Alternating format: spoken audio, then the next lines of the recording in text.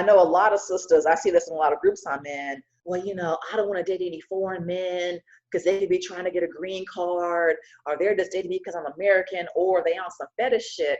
And I just shake my head because I'm like, you stupid women are stopping yourselves from being loved fully, from being appreciated as a woman for the first time, for just being cherished and all this goodness that comes from that, because y'all think of somebody's on some fetish shit, or you can only date a brother bullshit, all that goes along with that. And I'm just like, oh my God, it is such a fucking, it's just dumb.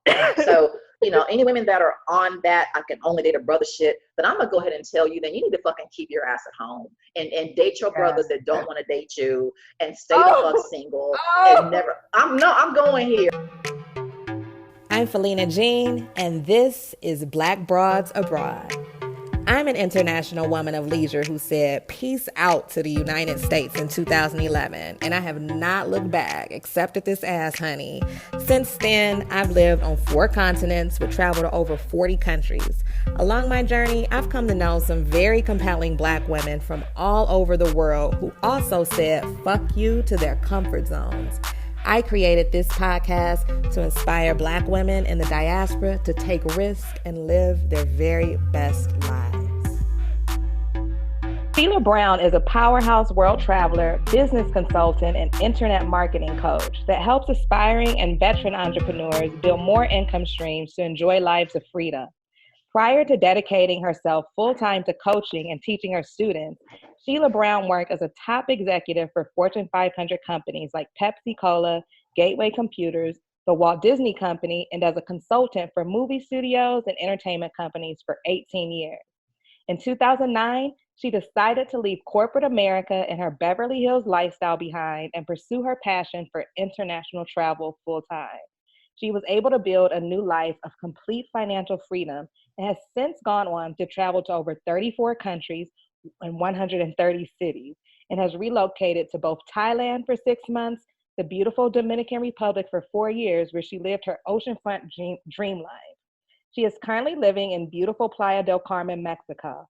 As the creator of the Portable Business Academy, an online school that teaches how to create portable income streams to have a portable life, she's taught product creation strategies, e-commerce, how to write best-selling books on Amazon, business branding, outsourcing, and traffic generation to students all over the world that has enabled them to build lives of freedom for themselves. She can be found at www.sheilakbrown.com. Welcome, Sheila Brown. Hey sis, what's going on? You got me sounding all important.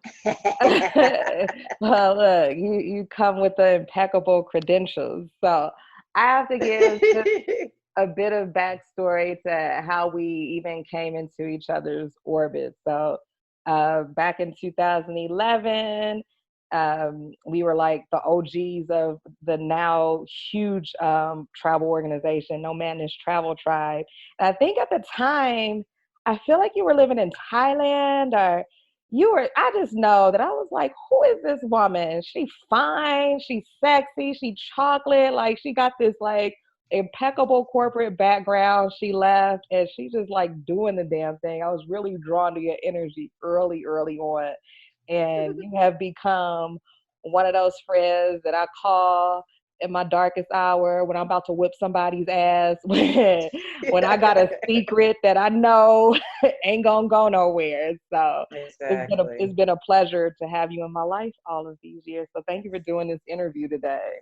Girl, thank you for asking me, and it's been a pleasure and it's been a blessing. So you are just my little sister, and you two are one of my core confidant crew. Ain't nothing but a couple of people, because you're a real G and you move like a G, and we know how to protect each other and hold each other down and push each other up and kick each other's ass when it needs to be kicked, and snatch edges and do whatever, so that we are both being our optimal selves and getting what we want to get. So it's a blessing. It sure is. So, okay, right now I'm in Johannesburg. You're in Playa del Carmen, Mexico, and it's the midst of this crazy pandemic. So obviously, first question out the gate, like, how are you doing? Girl, I almost hate to say it, but I am thriving. It's just like, oh my gosh, it's bananas. And on the one hand, there's the obvious, at the time of this recording, all the coronavirus and quarantine and all that stuff going down. And here in Mexico, we're officially it's kind of hard to say officially, but probably officially about 4 weeks into our quarantine. Although my roommate and I, we started our own self-imposed quarantine like 3 weeks before that. So we're like 47 days into our own personal locking our own selves down. But I'm thriving. We're thriving. We have a community of sister girls down here, and we're all thriving.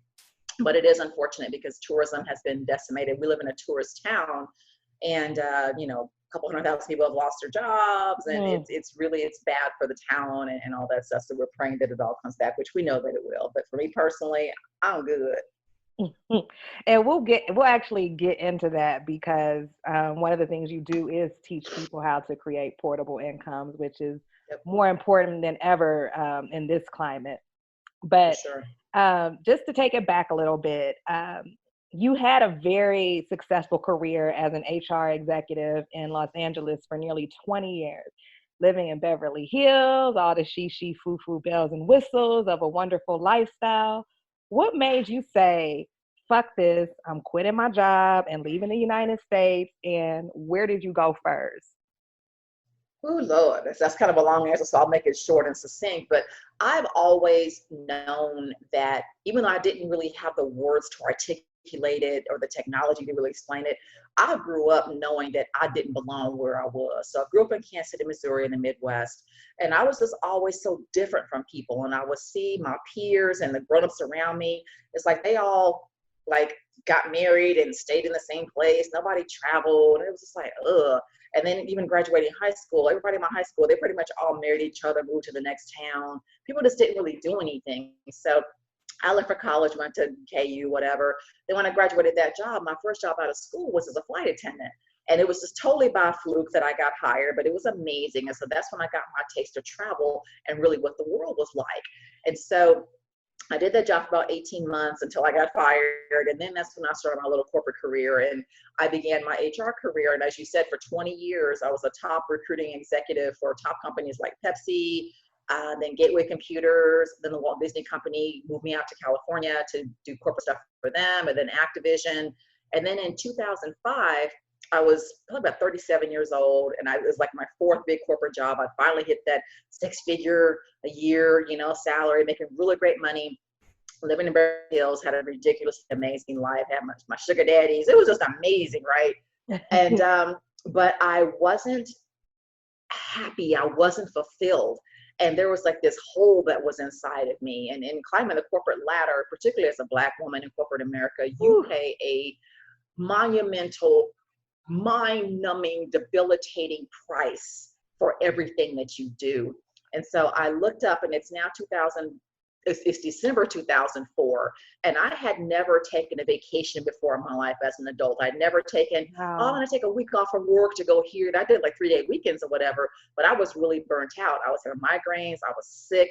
And even though I had everything I wanted, I had the titles and I had all the crap, I was like, I can't do this. So it's December of 2004, and we were slow at the time. I was with Activision back then.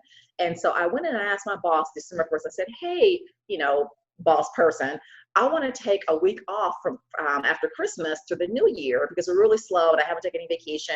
Is that cool? I'm letting you know that's what I'm doing. And she goes, well, I don't know that we can let you go then. And the look on her face when I asked her my time off was like, how dare you ask for your vacation? So I was just like, oh shit. So a couple weeks later, she begrudgingly allowed me to take my week off. And I remember then I was like, oh no, this ain't gonna work. So I spent that whole vacation trying to figure out how I could get off work. So I went to go see doctors, try to get up on stress leave and all these things, and it didn't work. So I went back to work on January 3rd, 2005.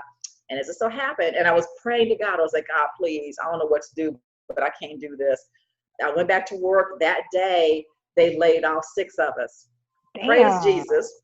And also praise the Lord because I was smart, because I was in HR, because I know non-melanated people. I had spent the previous 2 years kind of just gathering information and documents and things like that. So when they gave me my little what do you call it, separation agreement. They offered, I don't know, whatever little funky ass severance. But I was like, oh no, I'm gonna have my attorney look at this. And her face went white. And she was like, what? I said, oh, my attorney will look at this. So through my attorney, he let them know that I'm not to be fucked with because I knew X, Y, and Z. So I ended up walking away, long story short, with enough money to, if I knew how to budget, I wouldn't have to work for like 2 years. But if I just like decide to blow it, I could not work for like a year. So I got all this money. I finally got everything I asked for. Praise Jesus, I was free.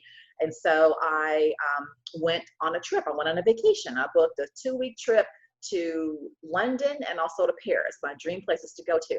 And so while I was over there, I got reached out to by Paramount Studios to come and join them as a consultant. And I was like, oh my God, that was like my dream studio to work with, but I didn't know how to be a consultant. So I then started my consulting agency, and they were my first client. And that's when I discovered that in being a consultant, I could make double the money I made as a stupid employee and do a quarter of the work. And so that's how I began my consulting business and my consulting agency.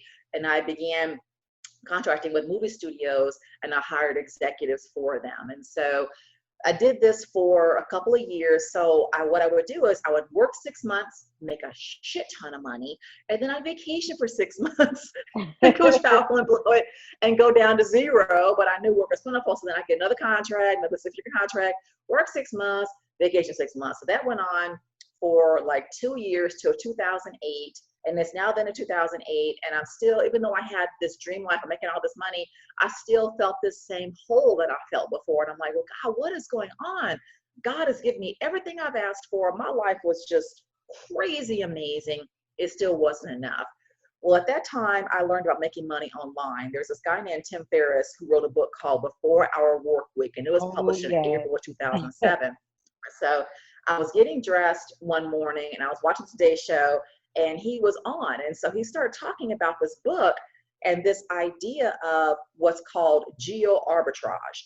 And what that means is, and what he did is, you live in a foreign country that's like a third world country, whatever. And in his case, he moved to Argentina. Well, the cost of living is really cheap in Argentina. You can live really, really well.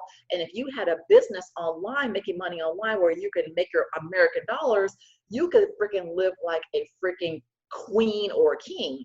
And so I ran to a store after work. I got that book. It is a fact. And so I got that book and I read it all in one night, and my life was changed from that point on. And I said, okay, God, this is what I've been looking for. This is what I wanted my whole life. I just didn't know what it was.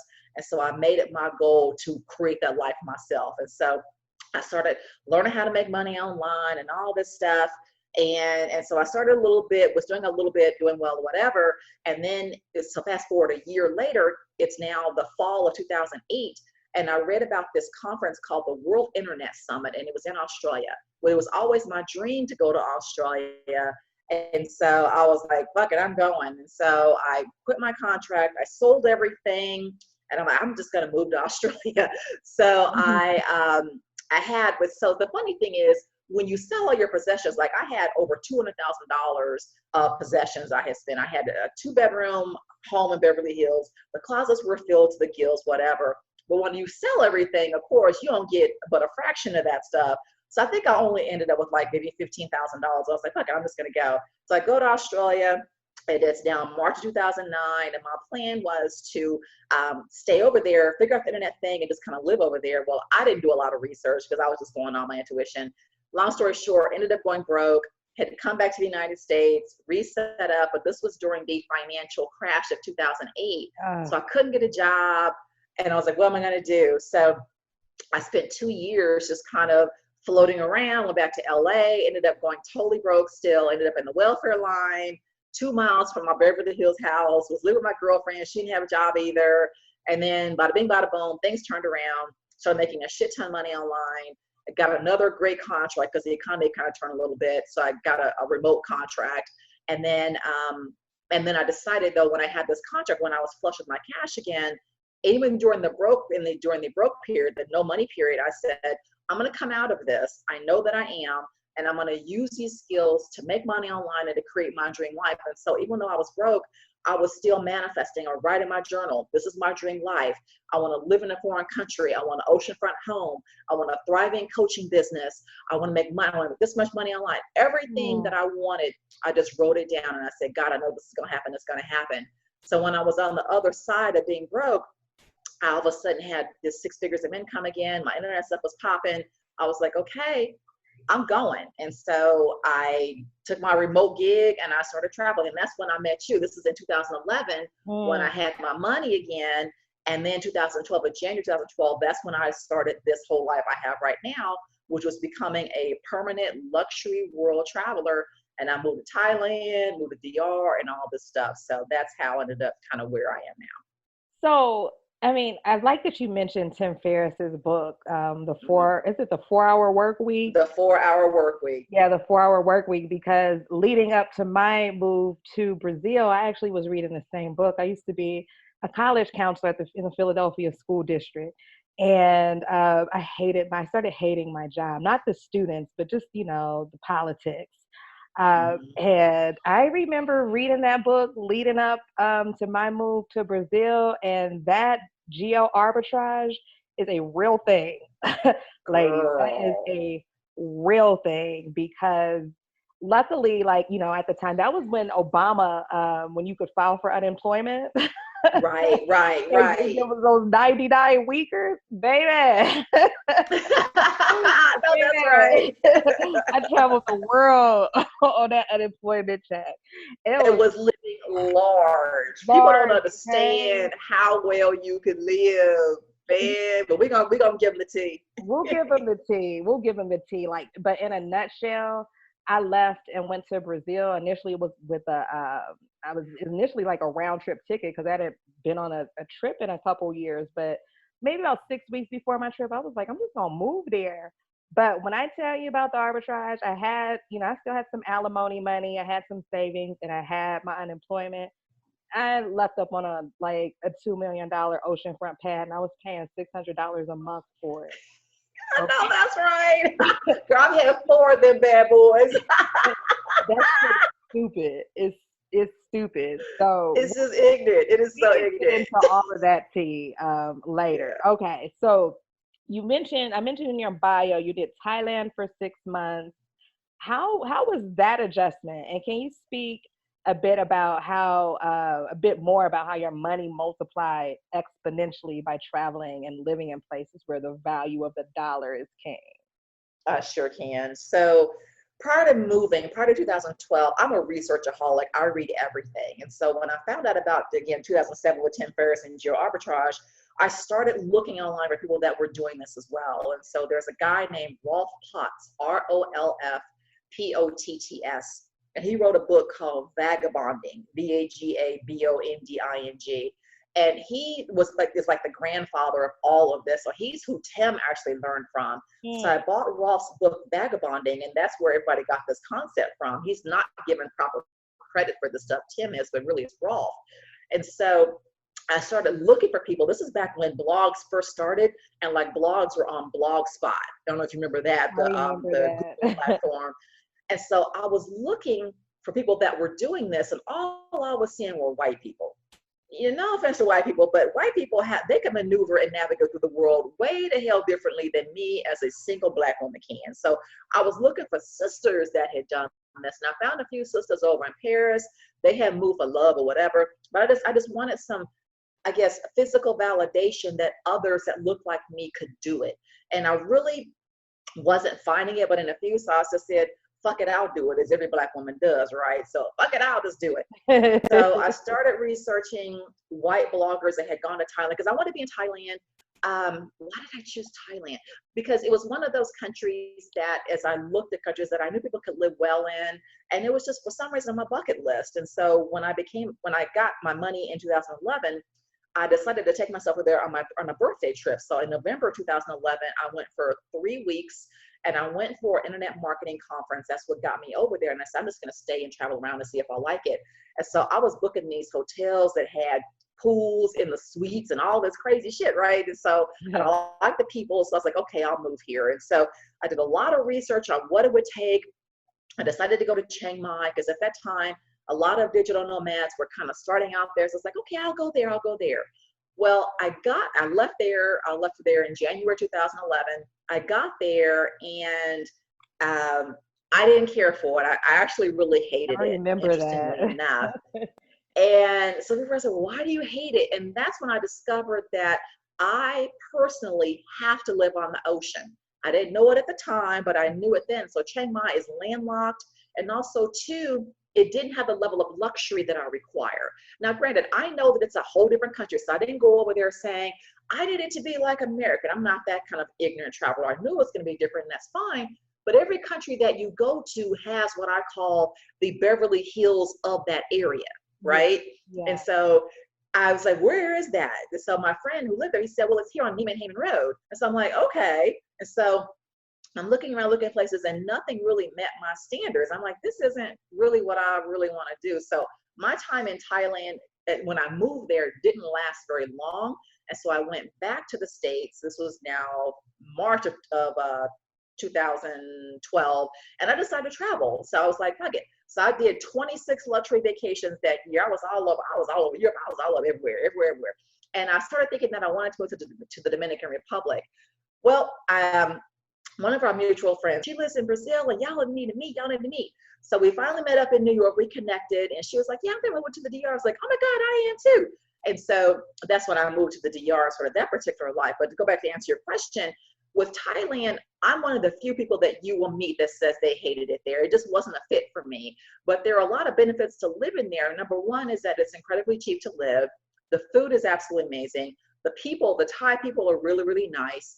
The exchange rate is always to our favor. And so if you can, again, find a way to make those American dollars, and all you really need to live really, really well in Thailand is like $1,000 a month. And you like, wait, like really, really well? Like stupidly well. Yeah. Like, I mean, I know, well. But I don't think the audience, like, explain how. Let me rephrase. So you can live well for like $500 a month. Now, what does that get you? That is, okay, I kind of rate things on a scale of 1 to 10. So let me give y'all a reference point here. So a level 10 living well is, I've got a luxury oceanfront crib, I got 2 housekeepers, I got armed security. My shit is like, if it was in the States, it would be like 15, 20 G's a month to rent in Malibu. That's level 10. That's what I scaled up to. Okay. Living well on like a regular would be, I have a really nice condo in, let's say, Atlanta. It's in a high rise. It's in a good area. I'm paying $1,500 a month for this condo. It's got some amenities, whatever. It's a nice spot. Nobody would ever be like, oh, you live in foul. It's like, no, it's a nice spot. So that equivalent in Thailand, I could have found it for, say, $500, maybe $600 a month. It would have been in a high rise, brand new American style building, rooftop pool, gym, all that stuff, easily in Chiang Mai, Thailand at the time, for like, really, I don't know if folks that had that same joint for like $350 a month, like real talk. But $350, you might have a 1-bedroom. $500, you've got a 2-bedroom. Geo-arbitrage, ladies and gentlemen. Geo-arbitrage, I'm telling you. But if you're making $1,000, oh, you'd be like, hell, I can't even spend this much. Because this is like, your shit would be so dope. It's crazy. And then, you get a little scooter to get around on and all that stuff. But yeah, so that's geo-arbitrage, like legit. So, and for countries, people that may want to know that, what are good countries to do that in? Thailand is definitely amazing to do it. If you need the ocean, just go south and move to a Phuket or Koh Samui, places like that. Now, if you're in Koh Samui, where it's beautiful, you're on the water, it's going to cost you a little bit more because you've got wealthier expats that live there. So for me to have my super dope spot in, say, Koh Samui, I may spend $1,200, maybe. Right. So yeah, so that's Thailand. Wow. So, okay, fast forward. We don't have to go over every place, but you also lived in the Dominican Republic for 4 years. And I want to talk through a little bit of that experience. And if you could I remember that you had some health issues that you faced while there. So what was that experience like? Like being away from home, you've had, you've created this dream life for yourself, and then boom, you get sick. Yep. So the DR was amazing. So I said, I want to go there too. So we both just said, well, let's just go together, because she was a nomad as well. And so we went down. I charged her with finding our first place. And so she sent me some Airbnb pictures. And the first place we got, it was like something out of Architectural Digest. Like when you walk into it, everybody's reaction was, oh my God. So we had this 3-bedroom place, 3 bedrooms, 3 baths, all decorated like out of Architectural Digest, on the water. And it was interesting. So we moved there, and I realized we've been there like a month, and I realized that a journal entry that I wrote when I was broke in 2010, I wrote down exactly what I wanted.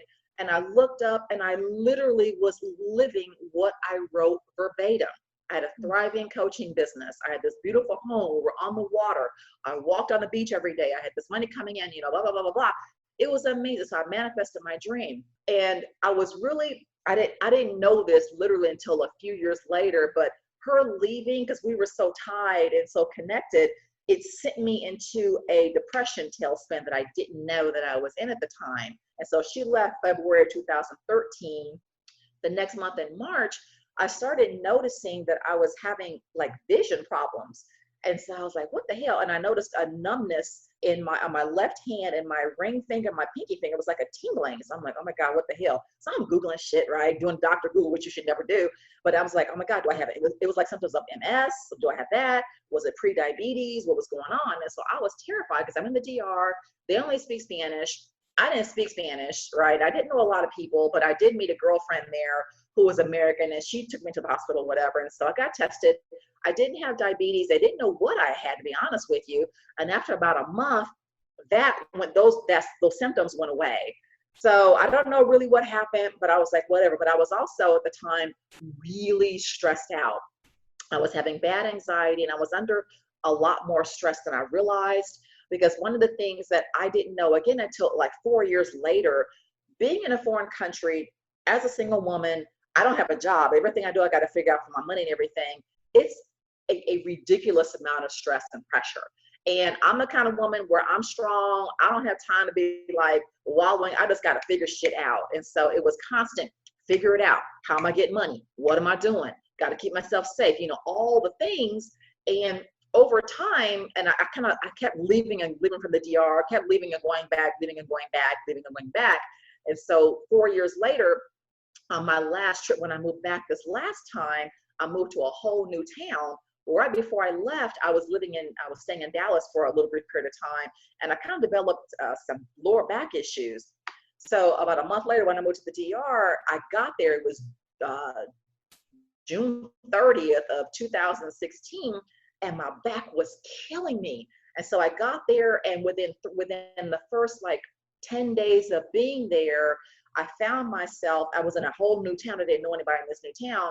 I found myself completely immobilized. My back issues had gotten so bad that I couldn't stand more than 10 minutes.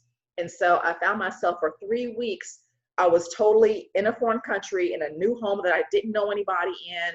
I couldn't walk, I couldn't get around. And I was like, oh my God, what am I gonna do? Well, I happened to meet a woman when I first got there. This is when none but God. When I was able to walk, I went to a July 4th celebration, and she was a lady who was married to an American man, but she was Dominican, and she was really nice. And she goes, keep my information if you ever need anything. So week 2 into this whole I can't walk thing, I was like, God, what am I gonna do? And I was suffering in silence, because I didn't want to tell anybody, like my friends, because they all would have been like, come home. And I just felt like I didn't want to leave. And turns out I had sciatica. And so 3 of my spine, lower vertebrae had compressed, and there was like no cushion between them. And so I had sciatica. But really what it turned out to be was I had manifested so much stress that stress manifested as illness. It manifested 4 years before with that whole I can't see and I can't feel anything, but then it went away, and then manifested again with this whole, oh, you're not gonna be able to walk, because it was God telling me you need to like do something different because this is how what's going to happen. So and then went back to the States and all that stuff. But that was my being ill abroad like twice. And I'll wrap all that around the fact that I was in a low grade but still fairly manic depression. You know, so oftentimes like traveling and being expat is glamorized and people forget like life happens every fucking where. Yes, It happens yes. everywhere. Like, you know, being, you know, living abroad and having this like sort of expat lifestyle, it doesn't render you like immune from the real life shit that happened. So I'm glad that you actually mentioned depression because that's something that you and I both deal with. And it's not something that I like, I talk about openly because, well, I don't fuck with that many people anyway. So it's not a common. Right. We share that in common. Faux show. Yeah, we do. Faux show. So it's not something that I've had like candid, open discussions about, much less on a platform like this. But I think it's important, you know, to be vulnerable sometimes. So like I've contended personally with depression probably since I was an adolescent. And it's not persistent in the sense that I deal with it every day, but every few years it comes, and sometimes it comes and stays and lingers, and it's been debilitating at times. So this is a twofold question. As an expat, how have you dealt with your depression, being isolated and so far removed from your loved ones? And also, that dreaded reverse culture shock that leads to depression for many expats that return to the United States after, you know, being gone for a length of time. Yeah. So, okay, ask me the first question again. So the first question is, as an expat, how have you dealt with your depression, being isolated and so far removed from your loved ones? Okay, let me answer that one and then ask me the second one when I finish this one because I'm going to forget that one because that's a big one too. So just like you, I've dealt with this depression thing since I was 13. And back then, I just remember feeling like I would just feel, I'll call it feeling blue because there really weren't words for depression back when I was growing up in the 70s and 80s, even in the 90s, like it wasn't a thing. And so I just remember one day, I just felt kind of blue and I was a happy kid. I don't have any, you know, no stories, anything like that, praise God. But I would feel kind of blue for like 2 weeks and then it would go away. And I'd be like, oh, okay. That was in 13, but then I remember it happening again when I graduated college and I was like 22, 23 and I felt blue. And I was like, oh my God, here's that blue thing. I feel blue again. And this lasted like 3 weeks. And then it was just kind of low grade. I just kind of felt not myself. And then it went away and I was like, oh, okay, fine. Fast forward 2009. Now, I had just gotten a really great job with Gateway Computers and they relocated me to San Diego, which was my dream. I was out of Kansas City. I had this great job. I was finally able to move and do this thing. So I got to San Diego, new city, didn't know anyone. And then it hit me, this loneliness hit me. And I had never been, I'm an only child. And like you, I don't like people. Yeah. I entertain myself as only children. We don't want people around us. We're like, we're good. We can isolate, like this whole isolation thing and quarantine. I'm like, I've been training my whole life for this. I'm like, shit, thank you, Lord. So it's like, wow. But I found that I was lonely for the first time. And I remember this as clear as day. It was like a shift. It was like an energy shift. It was like, boom. And that's when the depression clicked on. Again, it was undetected for like 18 months. I didn't know it, but that's when it started. And so, and it was a manic depression. It was like, oh my God. But again, I didn't know that I was in it, but it was horrific. And so I didn't come out of it until actually it was, November of the following year that it just went away. And I said, oh my God, that was so bad that if I ever get depressed like that again, I know that I won't survive it. And B, I will have to go and get some kind of help or medication because I'm very anti-medications. I don't believe in antidepressants. I don't believe in none of that shit, right? So, but I said, if it happens again, I'm going to have to do it. I'm going to have to do something because I literally won't survive. So when the depression hit, when I moved abroad again, I didn't know it. It was so low level. And And it started because, you know, I moved to a foreign country, and everything that I did it while it's what I wanted. It was my dream. So I'm living in a foreign country. I don't speak the language. I live in a gated community. So I isolated upon isolation upon isolation. And that choice was very deliberate. And all my travels up to that point had been solo travel. It's what I wanted to do. But what I didn't understand is that making those decisions, it's incredibly debilitating.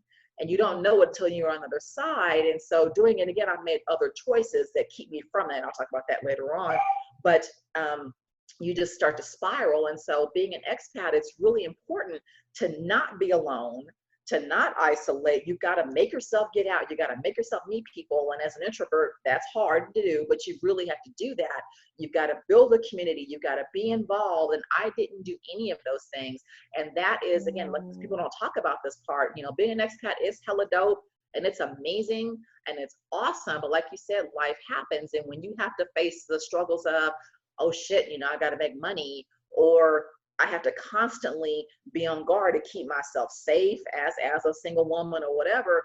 People don't realize that that's literally a 24/7 thing. Every decision that I make has to do two things. It's got to support my lifestyle with the money, whatever, and it's got to protect me. And that is so much pressure. It's tough. Yeah, you got to map it out. That's clear as a dog. But and so I spiraled, and it was a lot. And so if I had to give any advice to women that are thinking about being an expat, number one, do it. Please don't like do it. Please just fucking do it, because you don't discover things about yourself until you're out there. I wouldn't have discovered that I need community until I didn't have community. I wouldn't have discovered that, oh, I'm a bitch, I gotta have a motherfucking ocean, until I moved to a place that didn't have the ocean. I wouldn't have discovered how strong and resilient I am until I had to be strong and resilient. I discovered that I can come from having $2.10 to my name, and then to come out of that until I had to do it. So in a real way? You are not. In a real way. Wow. In a real way. And so I'm kind of going off topic for a hot second, but I know a lot of women that want to do this. They're like, I'm so afraid because what if I go broke? Or what if something happens to me? What if I get sick? What if ... Well, I had all that shit happen to me, and you just figure shit out. You know what I mean? And so, but and not one time did I ever say, I really wish I shouldn't have, or I could. Not one decision do I regret, or do I say no, I shouldn't have. And it's because I just got up there and did it. So the depression thing, it's just something you got to manage. You really have you got to be aware of it, first of all. And it's really interesting, because when I was in this last 4-year stint, I would always ask myself, because I knew what it was like in 2009, am I depressed? And I'd be like, so I'll do my little check. No, I feel happy. No, I'm good. So I was constantly checking my little check marks. So everything was always like, no, I'm not depressed. And, it was such a low grade, but I really was. But, you know, that's how that was. And so to your second question, the reintegration piece, oh my God. So when you leave a foreign country and you come back to the United States, that will send you spiraling into a fucking depression. Oh my God. Because you're living in these places, you see how other people live, you see how happy people are, how much you don't need things that we have in the States. You just realize how real people live and how much joy you can have. And then you go to the States and you see all the fuck shit and the bullshit and the things that people think are important, which really aren't. Oh my God, I just want to take a gun and shoot myself. When I went back for the first time in 2014, when I was depressed, I literally had thoughts of killing myself at least 82 times between February and September 2014, because it was just like, oh, this is some bullshit. Thankfully, I didn't do it because I'm strong enough to not do that, but it just kept coming up. I'm gonna kill myself because this is just some fuck shit. So 2014. 2014, it was terrible. That United States stuff is like, it is not the business. So yeah, and it got so bad, Felina, that in September, something like, it would be like, oh my God, the sun isn't shining, I'm gonna kill myself. It became the default. And so finally I had to tell myself, bitch, if you say that shit one more motherfucking time, but you need to go on and fucking do it. And I was real serious, like just fucking, but if you don't do it, then you cannot say that one more time. You cannot think it. It is not a fucking option. So what are we gonna do? You gonna fucking kill yourself or you not? What the fuck are we gonna do? And so I was like, okay, I'm not ready to go. And so then ever since that point, I've never had that thought, never had it as an option. And it was like, no, but it just became this automatic default. It was crazy. It was insane. It's crazy because, you know, you already know this because when I was going through this pastime, re-entering back into the United States, and then just like losing all of my norms, like just everything just went by the wayside. Girl, I had to have the same conversation with myself. I'll look dead in the mirror at myself like, you gonna be a stand-up hoe or a fall-down bitch. Which one is gonna be? Because we not gonna do this. We not gonna crawl in bed, much less over a bitch. Because you know it was a relationship. Like the relationship, you know, I lost my 6-figure lifestyle, you know, private island living and coming back to the United States. It was some bullshit. And I mean, I have not confessed this publicly, like probably to anybody, other than like, you know, my dad, my grandparents, my mom, they were like really concerned about me, but I really thought about ending it. I was like, I was actively thinking about how. I wrote a suicide note. Like, I was done. And you know how debilitating it is? The fucking mind tricks that you can play with yourself, because I mean, I was in the United States and I totally felt homeless because I mean, I was basically like living with a chick. And I mean, you know, my home for all intents and purposes was here in South Africa. And I sat in the fucking bed and cried and wanted to die for like 3.5, 4 months, maybe longer. And I had this place the whole time. And I didn't even consider it as an option. I couldn't even think past getting out of the bed. Wow. And I have to thank you because sometimes like we feel each other. Because I remember I was in the car and I was like, what's up with Sheila? What's up with Sheila? It was right when I was about to make the leap. I think it was 2018. It was right when I was about to make the leap and come back to the United States. It was September of 2018. Yep. No, it was August. It was August of 2018. August. Okay, yeah, it was August. Yeah, because I left in September. But I was feeling you. I was feeling you. Are like you. I mean, we don't sound like we like kiki on the phone and shit every single day. But when we talk, it's for a goddamn reason. Thank you for being that vulnerable.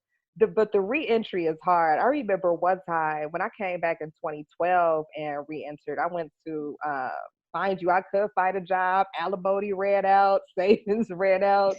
Them 99 weeks, them Obama unemployment checks. Right. I was in the farmer's market. I was living in Charlotte at the time. And like the avocados was 2 for $5. Girl, I started bawling. I was bawling. Because you're like, these motherfuckers is 30 cents in Brazil. I was inconsolable, girl. Like, it just be the weirdest moments that this shit hit. I was inconsolable. Like, oh my God, I could buy like so much. I could practically buy my produce for the week with $5.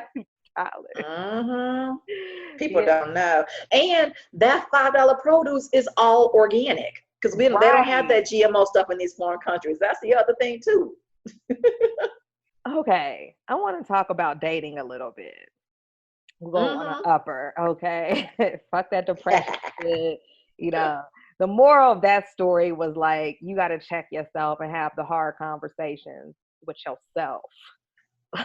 Like, and I'll add to that, you got to have them with yourself, but you also have to have people in your life that are like you and that are your fucking G's, that, because you and I, we're the same. We're so equally yoked, it's crazy. But you and I are the same in which we're both very strong. We don't want to burden people with our shit, right? And so, but if somebody didn't call us, we cuss like, bitch, why the fuck didn't you tell me, blah, blah, blah. But we aren't giving up anything. And so you got to have people in your life that A, you give carte blanche to call you on your shit. B, that you have a real spiritual connection with, so that if you call me, Sheila, girl, how you doing? And I put up my automatic, the deflection, oh girl, I'm good, how you doing? Get it off of me real quick, because I'm the queen of that stuff. Yeah. You need to know, that person want to know, nah, bitch, Just like when you called me in August of 2018, you and I, we hadn't talked in a minute. And at that moment, I was at a super low, like I was in a super, super low time. And I didn't tell my best friend I was living with in Texas. Like I couldn't talk to anybody, I didn't tell anybody. And you were like, nah, girl, like what's up? And I was walking and I finally just started crying because it was too much to hold shit in. You just saying it out loud saved my life. And then you listening to me and you gave me some great suggestions and everything. And literally everything turned around like right in that moment. I remember that. Remember? Because I remember like calling you, it might not even been a week later, and it was like, huh, is this the same person? Exactly. And so really work to, if you are that strong friend, you know, and us as Black women in particular, you know, we feel like we don't have anybody we can rely on or whatever. You need to get people in your life that'll be like, nah, girl, what's really going on? And you've got to not be afraid to share, not be afraid to be vulnerable. Because if I would have just said, oh no, Felina, I'm good, and done my master Sheila actress, you know, deflection, I wouldn't have got the help that God was sending me through Felina to get calibrated and then to change and do all these things that happen too. So that's the other piece that I would put into that. If you do decide to take on this life, do not take this life on alone. You've got to have people that, you know, you're reaching out to and you're getting help from and that you're helping too reciprocally. Yeah, that's true. You've talked me off the ledge a couple times because I'm gonna whip your homegirl's ass. And I have real rap in a real way. In a real way. I know. And you have definitely talked me off. That's how I knew that, you know, I'd taken ayahuasca like maybe about 3 months before that. That's when I knew that it had worked. That is what I did. I just had to start praying. But thank you. Thank you for being my homegirl. Thank you. Girl, I love y'all both. Hey. So, okay. You know what? I think I'm the only one of my crew that has not done that. Traveling homegirls, all you have done it, and I haven't done it. I don't know that I will, but this is interesting. So it calls you, like when it's your time, it calls you. Yeah, it calls you. So dating, onto a bit of a higher note. This might have to be on a Patreon thing because this. We'll do the rated G version of the dating. Hey, so okay, you have had some quite riveting dating stories, from being a kept woman in Beverly Hills and dating globally. What experiences can you share on the courtship differences in dating a gamut of men from around the world? For sure. So this is a good question, because again, from the perspective of I'm a single Black woman and I'm traveling the world looking for two things: my home and my man. The one thing I would implore you to do is to suspend any expectations, any thoughts, any of your must-haves and your non-negotiables, and really any other shit that you think you know about dating men. Leave that shit where it is before you get on a goddamn plane. I don't give a damn. I ain't paying for no dates. I don't go Dutch. Motherfucker, you gonna pay. Well, in a lot of countries, Australia as an example, that's not done. Switzerland, that's not done. A lot of European countries, they just go Dutch on shit, right? So I discovered this when I moved to Australia in 2009. I was meeting these amazing men, and you know, we'd go to pay whatever, and I'm just sitting there. I'm just like, because I don't know my wallet, whatever. Well, this one guy that I was dating, he was like, well, you know, Sheila, you know, men don't typically pay for dates. We usually go Dutch. And I was like, oh, really? Well, in America, men pay. So I'm going to need you to go ahead and work that out. But I duly know that what you just said, so for the next time, I'll know that, but work it out, bruh. And so he did. Ding, ding, ding. I can't take my American Sheila-ness and all my and be expecting this shit. So now, granted, I still ain't paid for the motherfucking dates, but but it was something to really realize.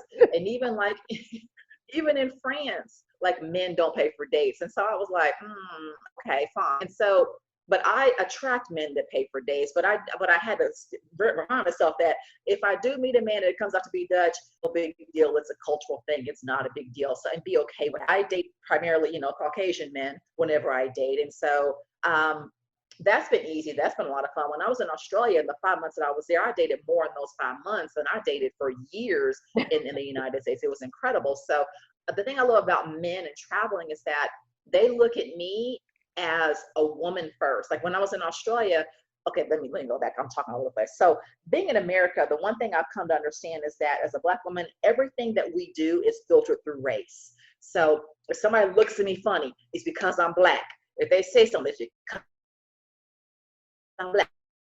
And so when I was till I moved to Australia, and I meet people, and they all saw me as a woman first, and then American, and then it stopped after that. And so it was like, it was a huge mind fuck for me to be viewed like I'm a woman just like everybody else. I had never had that happen before. And so, and I allowed men to treat me as a woman, and it was just really beautiful. And it was nice to not have this, oh, she's a Black woman, blah, blah, blah. It just didn't come up. And so that's why I love dating foreign men. And that's been my experience in all the countries I've dated in. They see me as a woman, and then American, and then the whole Black thing literally never comes up. I know a lot of sisters, I see this in a lot of groups I'm in, well, I don't want to date any foreign men because they could be trying to get a green card, or they're just dating me because I'm American, or they on some fetish shit. And I just shake my head because I'm like, you stupid women are stopping yourselves from being loved fully, from being appreciated as a woman for the first time, for just being cherished and all this goodness that comes from that, because y'all think of somebody's on some fetish shit, or you can only date a brother bullshit, all that goes along with that. And I'm just like, oh my God, it is such a fucking, it's just dumb. So, any women that are on that, I can only date a brother shit, then I'm gonna go ahead and tell you, then you need to fucking keep your ass at home and date your brothers that don't want to date you, and stay the fuck single and never. I'm going here. Let me stop this. We're on a public podcast. No, go ahead. I want you to go all the way in. Go ahead. Because this is like a hot button for me. Because it's like, because my biggest purpose in life is, and you know this about me, is for Black women to live their highest fucking life. I want us all to win. I want us to be loved. I want us to get our bag. I want us to experience everything that is for everybody else and know that it's for us. And the biggest thing I want us to experience is just being loved fully. Having someone look at you and see your beauty and like be speechless, and to approach you from that speechless standpoint, to the point where you're like, okay, wait, what the fuck? Like, so you're like, I don't know what the fuck's going on. And so it becomes a mind fuck for us, because we're not approached that way. And you think something wrong with me, and you go into this whole thing, and then you realize, okay, wait, like he thinks I'm pretty, he thinks I'm beautiful. So there's this whole mental gymnastics that we have to go through to release all the fuckery that we have carried since we were little fucking brown babies, that is put on us, that tells us that we're not pretty, we're not desirable, when the truth of the matter is, globally, we are the most desired women. We are the most strive for women. And I want Black women to appreciate that. But you've got to suspend all of the fuck shit before you get to that space. And when you do realize and you open yourself up to it, it is as gratifying, it's glorious. And you fucking do it in some other countries, and oh girl, it's amazing. It's so amazing. So that was my little rant. That was my rant. I do agree with you on, I think that Black women have a debilitating devotion to Black men that is not reciprocated. I do believe that, really and truly. For the most part, obviously. For the most part, we're generalizing, obviously. Definitely. So just nobody out there talking about, well, that's not my experience. We are speaking, obviously, as like a blanket statement. I hate that I have to say that as an asterisk, but this is a blanket statement, right? So It is. And I have a great deal of respect for Black men. My Black father raised me, and I come from 5 generations of Philip Nappers that never abdicated their responsibilities as Black men. So let me get that part out of the way. But at the same And while you're on that, let me say the same thing too. I love brothers. In fact, people don't know this about me, but I love dark chocolate men. It's like, oh my goodness, my man here in Mexico, dark chocolate Jamaican. So people, I think they look at me, they're like, oh, well, you don't like Black men. That's not true. Just because you prefer or date another race, that has something to do with another race too. So I want to put that out there too. I don't want anybody to misconstrue my thoughts and my feelings on stuff, but I also choose to see the writing on the wall, and I choose to not limit myself in any way, shape, or possible stance. So I open myself up to everybody. So that's it. I love it. So, okay. You actually help people, as I mentioned earlier in the show, that you help people to create portable income streams and also provide entrepreneurship coaching. One notable, Claire Suarez of Up in the Air Life. You were a first coach, and she's since turned her boutique travel company into a $1 million brand. So how did you get into this kind of work, and how do you see your work fitting in this new pandemic and post-pandemic world? Excellent question. So I got into it because I spent over $100,000 plus, learning how to do this stuff. And so back when I first started traveling back in 2000, I guess 9, even 2008 on this internet money and stuff, I'd be sitting up at first class. I'm always sitting up next to some white man because nobody else is Black, right? And so the first thing out of their mouth is, oh, so what do you do for a living? Right? Trying to count my coins. And so my answer was, well, I'm on my 29th vacation, blah, blah, blah. And I said, oh my God, how do you do that? And I said, and my answer